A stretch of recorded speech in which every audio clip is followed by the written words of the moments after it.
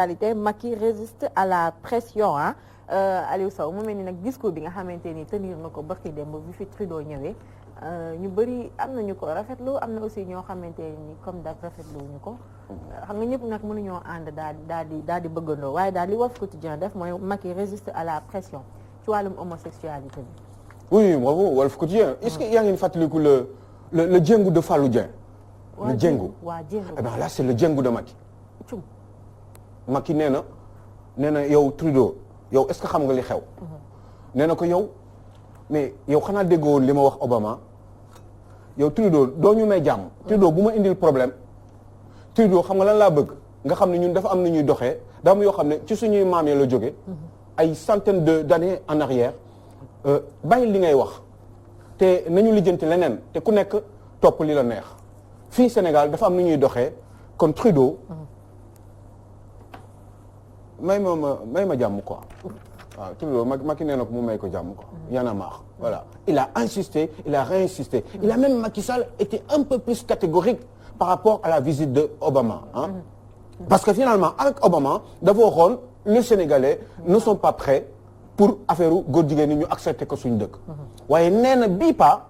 léegi sax y'en a marre lii duñu ko mës a def suñu dëkk parce que waruñu ko fi def parce que du suñu bokkul ci suñu culture ak suñuy aada c'est heurtant pour nous donc nanguwuñ ko malgré que et ça c'est la petite fenêtre que Macky Sall a ouverte mu ne lan la waxati sax ça n'a rien à voir avec l'homophobie nee na man fii dëkk droit de l'homme la kenn du xoqatal kenn du dóor kenn du def kenn dara waaye loolu kenn du ko fi légaliser loolu mënul nekk waaye ñi fi nekk dinañ leen may jàmm kon ñi fi nekk am nañu droit ci discrétion def lu leen neex l'essentiel mooy buñ ko fësal waaye ay nit ñoo xam ne lañu wax dëgg yàlla ay nit lañu te droit de l'homme dañ ko respecter Sénégal kon mi ko respecter Sénégal loolu mooy Assane xanaa wax day fin. ils ne font pas l'objet d'exclusion sax noonu la ko. duñ leen exclure duñ leen xoqatal duñ leen dóor duñ leen machin dañ leen bàyyi ci seen jàmm. waaye bu leen ñu wax ñu koy fësal. te kenn du ko légaliser fii suñu dëkk waxoon naa ko fi Obama waaye léegi dëkk bi gëm naa ni nanguwuñu loolu donc il est inquestion ñuy def loolu Assane am na ko ma mës a laaj ne ndax inquestion ça se dit oui ça se dit il est inquestion moom mooy il n'est pas question d'accord mais cette fois-ci ki mu ko wax tamit di ki nga xamante ni mooy Trudeau nekk premier ministre bu Canada c'est-à-dire depuis loolu sax ñu bëri ñu ngi laaj dem mu joojule Aliou Sow mooy kan parce que dañoo jékki rek gis ko comme ça mu daal di ñëw suñu kaw ñu aborder li nga xamante ne mooy question homosexualité bii nii ak yeneen est-ce que mën nga ñëwaat tuuti ci moom di ki nga xamante ni mooy Trudeau. Justin Trudeau mooy un des plus grands premiers ministres en tout cas ci wàllum liggéey il a assuré au Canada ndeysaan Sénégal dañu ne fii doom warul remplacer baay Sénégal dañu ne doom warul remplacer baay waaye am na loo xam ne gisuma dégguma benn journal préciser ko benn journal du moins préciser kan mooy Justin Trudeau au-delà de ses considérations parce que dafa doon koo xam ne dafa jox liberté trop homosexuels yi Canada ak États-Unis surtout le Canada mooy dëkk bu nga xam ne homosexuels yi am nañu toutes les comment dire lépp lu nit war a mën a am couple normal mën a am homosexuels yi am nañ ko au Canada waaye Justin Trudeau dañuy njort ni moom ci yooyu la bokk waaye Justin Trudeau aussi bu weesoo côté boobu c'est un grand travailleur parce que réformé na Canada dans son économie ba Canada tollu ci benn niveau tey boo xam ne ba pare ubbil nañu immigration bi ubbil nañu africains yi Canada boo fa defee 2-3 ans pratiquement ñu jox la nationalité bu fekkee ne vous êtes normal ñu jox la nationalité donc canadienne boole la ci seen i biir Canada bëri na africain Canada bëri na ay haïtiens contrairement à l'Europe bi nga xam ne ñoom ils ont tendance à plutôt adopter des positions contraires waaye Justin Trudeau dañu naan Sénégal kenn warul remplacer parce que gis nga charte fondamentale bu assise nationale Penda Mbow yaa ngi may dégg dañ ci doon xeex ni ñoom kenn président waroo nekk président jiitum réew nga ñëw sa doom remplacer la. une question ma joxoon leen exemple ne leen Barthélémy Diaz tey bu fekkoon baayam Jean-Paul moo nekk président bokkuñu parti Barthélémy Diaz est-ce que parti socialiste baayam pare mandaam jeex est-ce que Barthélémy Diaz baayam war na ko parti socialiste war na ko mën a jàppale wala poser jiital ko pour sa candidature pour mu nekk candidat PS. bu boobaa ça veut dire que loolu mënul nekk mais boobu ñoom ñi ngi xeex Karim Wade parce que bëgguñu woon Baye ji remplacer ko même si c'est démocratique. mu remplacer Baye ji même si c'est démocratique Justin Trudeau mooy doomu Pierre Elliott Trudeau baayam nekkoon na premier ministre Canada loolu Sénégalais ñu bari xamuñu ko wala waxuñu ci. C'est un monsieur qui est en train de faire beaucoup mieux, qui a beaucoup d'ambition pour son pays, le Canada, et qui est en train de faire beaucoup de choses dans son propre pays. La preuve, ñëw fi pour rien, c'est un homme d'ambition. S'il est venu au Sénégal, c'est surtout à cause du pétrole et du gaz. Canada dafa sedd torop te gaz dafa baax ci chauffage. dañu soxla gaz bi te Canada dafa yaatu comme pays xaw ma ñaata yoon la France donc plus de 20 fois le Sénégal kon c'est un pays énorme ay désert de glace ngay gis il fait excessivement froid dans ce pays-là donc Justin Trudeau est un garçon qui a beaucoup d'ambition en tout cas ci wàllu bëgg réewam ak bu mën a liggéey vraiment il s'y met à fond mais Justin Trudeau dafa am benn loo xam ne daf ñuy gêner ci moom mooy wàllum homosexualité bi te wax dëgg yàlla loolu Macky Sall leeral na ko mais Macky Sall leeralu ko à 100%. il faudrait que gars yi dégguñu parce que fu ñuy waxee droit de l'homme mooy ku nekk am nga droit def lu ko neex comme on respecte les droits de l'homme ça voudrait dire que ñi fi nekk amaana nañ leen bàyyi rek ñuy dem waaye bu ñu kenn agressé nañ koy def ci discrétion seen comportement homosexuel yooyu li ci des ñun suñu yoon nekk aussi ñun daal ñi ngi def comme ñun gisuñu dara. kon ci loolu est-ce que war nañ mën a wax Macky douche Trudeau. Macky douche Trudeau mooy en réalité bravo Samba Thiam. gars yi dégg na français trop. parce que et puis douche bi daf ko def en rouge. en fait ku ñuy doucher. mooy ku ñu bett sotti la ndox bu set ni ngay tëbee. en fait dañ la bett. douche bi c'est dans le sens que ni. Trudeau xaarul woon loolu ci Macky Sall il s'attendait à ce qu'il soit un tout petit peu plus modéré malgré attitude bi mu amoon ak Obama bee passé bi mu waxoon ni Macky Sall ak Obama dafa ne Sénégal pareegul pour loolu léegi nii dafa ne loolu mënul nekk waaye respecté ñu droit de l'homme donc Macky a lâché un tout petit peu du lest comme on dit en français bàyyi na tuuti waaye desee na bàyyi na benn ouverture parce que tant qu'on respecte les droits de l'homme kuy respecter droit de l'homme ça veut dire que droit de l'homme mooy droit que nit ki def lu ko neex ci yaramam ci ci doxalinam ci colinam ci lépp waaye comme loolu ñu ngi koy respecter moom nee na rek benn petite réserve la am ci loolu mooy buñ ko wane. ñu ngi ko def ca suuf daal Assane. Je me dis que cette partie, le chef de l'État doit être félicité sur communication. Sa position parce que bravo. Il a été clair, il a été absolument direct par rapport li ñu doon xaar parce que bi ñu annoncé visitu Trudeau ba léegi les gens ñi ngi wax parce que xam nañ nit ki ay position am ci li nga xam ne moom mooy loolu bi mu faloo rek la dem Assemblée nationale seen parlement foofu waaw taxaw def discours moom si jëm boppam jéggalu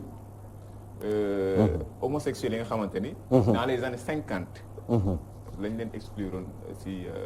foofu te Canada si seen i liggéey en plus indemniser leen c'est-à-dire années 50 mu faloo rek la def loolu ba pare boobu ba tey dafa bokk si ñi nga xamante ni mu bokk seen grand défenseurs yi ñu leen gën a mën défendre moo tax bi ñu ko annoncé rek la nit ñi Sénégalais yi commencé wax absolument nga xamante ni mooy njiitu réew parce que xam nañ ni du fi ñëw ba ñibbi te waxu si quel que soit li ko fi indi on sait que économie moo ko indi problème boobu moom moo ko indi signé ay accord moom moo ko fi indi mais du fi ñëw ba ñibbi te waxu si heureusement le chef de l'État a été ferme c'est ce qu'on attendait de lui Aliou mi ngi koy wax am na fenêtre mu tëjee moom fenêtre boobu moom mu tëjee ko moom bañ ko tëjee ñun xam nañu loolu fi am on sait que ni ba tey y a pas si constitution bi y a pas si loi yi fu ñu bindee lu jëm si wàllu homosexuel amul lenn loo xamante ni dañ koy tere li ñu tere mooy acte contre nature. si bon bu ñu waxee waxu loi laa waxuguma waxu ay aada ak ñoom seen waxu loi la ñuy wax donc acte contre nature lañ interdire. li mu ko waxee c'est intelligent. langage diplomatique la ok. Absolument. on est d'accord mais amul leen loo xamante ni mën na leen permettre ñoom ñu def ko ni ñu ko bëggee. gay pride mënul am Sénégal te du fi am. moom kay il a été catégorique sax ci loolu. mënul gay pride du fi am du fi mës a am en tout cas comme ni nga ko waxee rek cette fois-ci moom ci communication ci wàllum homosexualité moom la ko nit ñi doon xaaree daal dina ko def moom président Macky Sall. Reste nag à savoir après lan moo ci topp Aliou Sow dañuy daal di def l'observateur l'observateur ñoom def nañ ci seen une scission du ministère de l'économie des finances et du plan Abdoulaye Daouda Diallo Amadou Hott la guerre d'ego mu nekk l'affaire de Sou qui a installé le malaise au sein des deux ministères il paraît que ci conseil des ministres bi doon am ñoom ñaar jot nañ fa laale kii di Amadou ki nga xamante ne Abdoulaye Daouda Diallo ak kii di Amadou Hott. waaw dañuy bon j'aime beaucoup ministère yi ku si nekk xamoo li nga war a dafa jaxasoo. dafa jaxasoo mais je pense que erreur bi ci Macky Sall la jóge. ci Macky Sall la jóge parce que moi je pense que un ministère. pour nos pays yi nga xam ne dañ leen war a développer. dañu tendre vers en principe vers l'émergence loolu la ñu bëgg. normalement ce genre de ministère waruñu ko xaaj. waruñu ko daggatee noonu comme di ko saucissonner li ñu waroon def mooy bàyyi ko ni mu meloon maanaam un ministère de l'économie des finances du budget et du plan bu la neexee sax nga génnee coopération internationale bu la neexee nga dindi ko mais ministère de l'économie des finances du plan du budget et du plan je pense que ce ministère là dañ ko waroon bàyyi benn boobu comme ni ñu ko waroon ni mu nekkee woon ba pare ñu def ay direction yoo xam ne dañ leen di spécialiser ku nekk def li nga war a def selon la politique du président Macky Sall waaye noonu la meloon bi fa Amadou Ba nekkee au bout de 5 ans 6 ans quelqu'un qui a su à mon sens maîtriser son ministère et je pense que Macky Sall kontaanoon na ci moom Amadou Ba moo tax mu toog fa presque juróom-benni at ndax bi Macky Sall di doog a ñëw ci nguur gi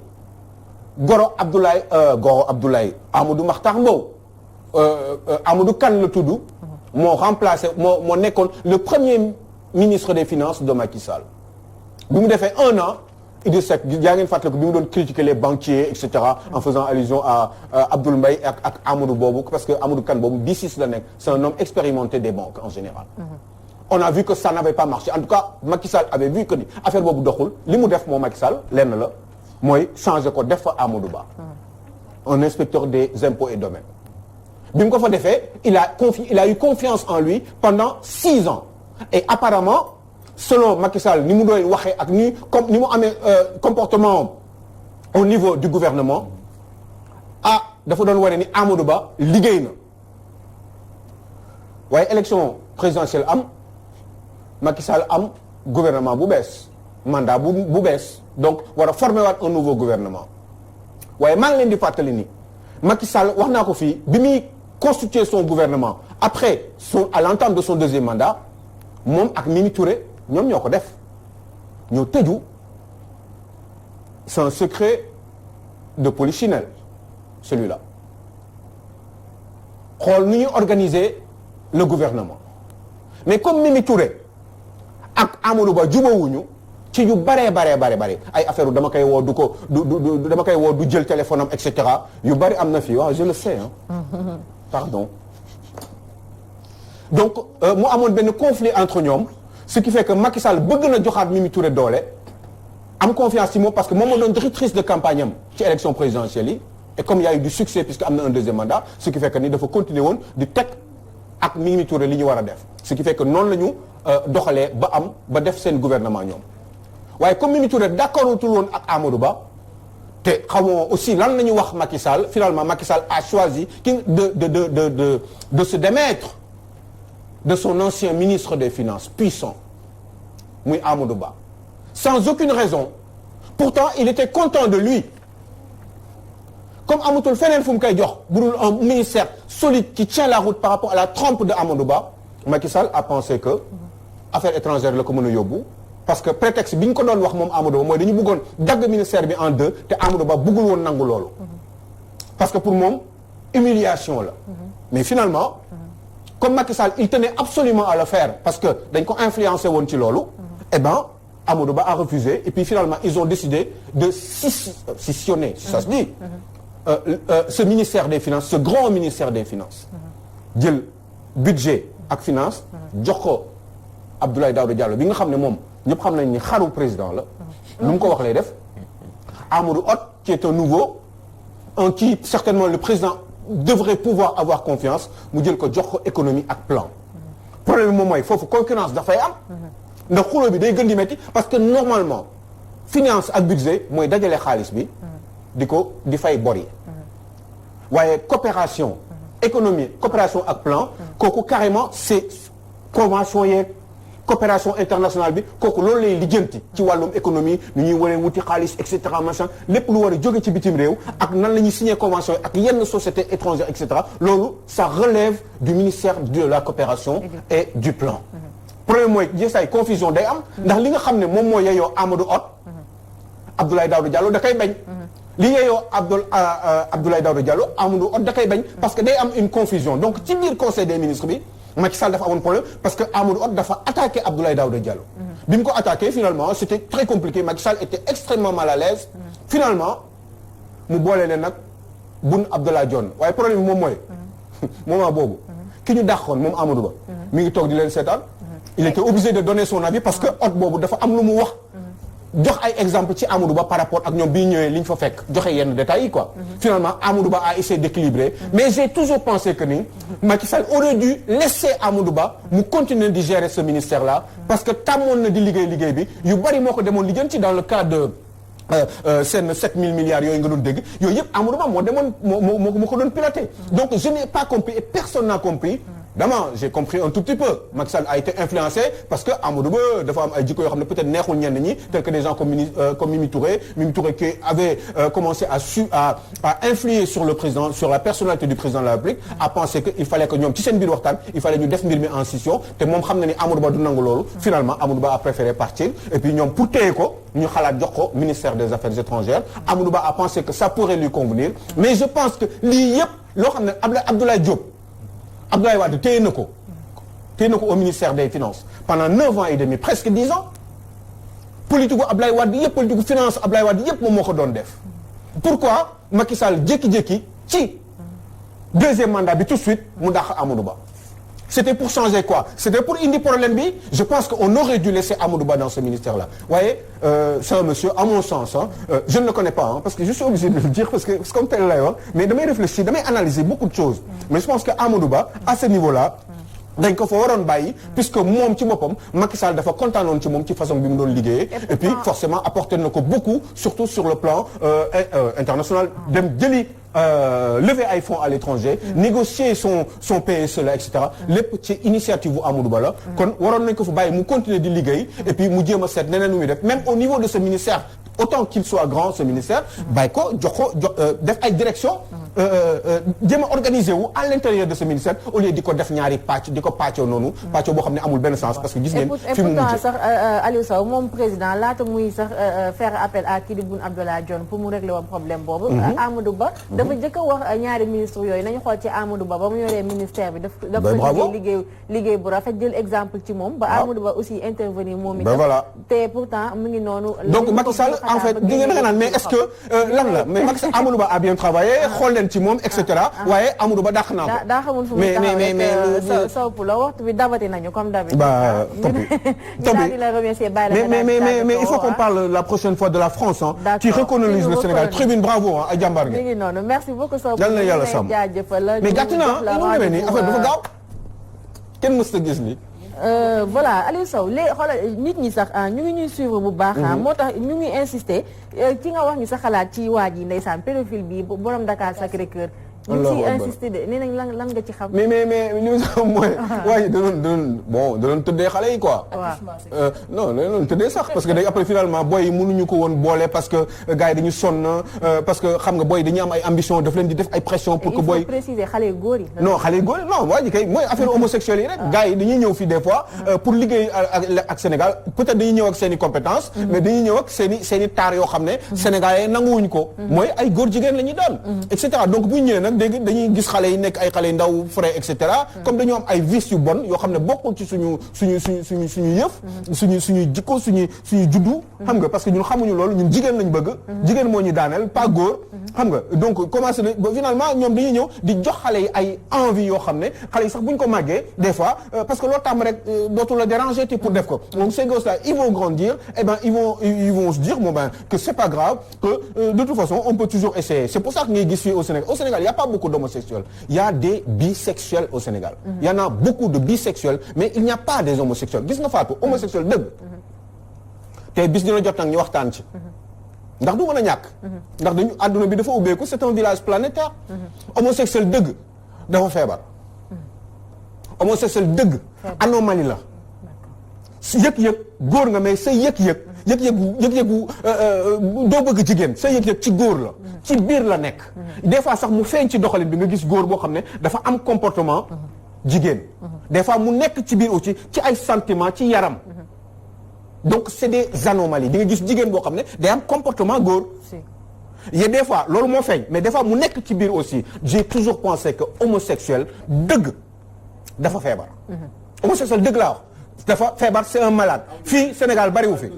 fii bisexuel moo fi am fii Sénégal amul homosexuel ay bisexuel ay nit yu am ay vices dem ba tàmm ko di ko def nii ça ne les dérange pas mun nañ dellu si waat homosexuel dëgg bu dee góor la doo mës a bëgg góor doo mës a bëgg jigéen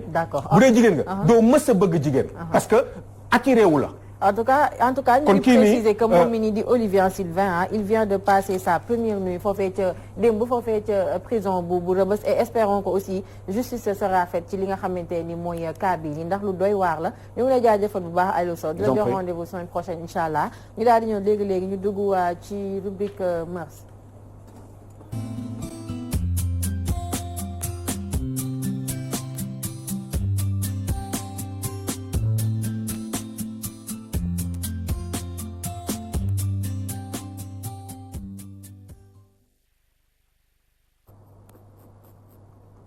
Charles Refa ba léegi di dégg xëy ñu daal di la bàyyi nga ñu waxtaanaa ci li nga ñu indi tey ci lii di rubrique mœurs di encore une fois lu doy waar laal li nga xamante ni mooy làmb ji. waaw Fatou tey ci làmb ji. duñ ci duggee doole nag. ndax foofu xam nañu ay boroomi doole rek a fa nekk.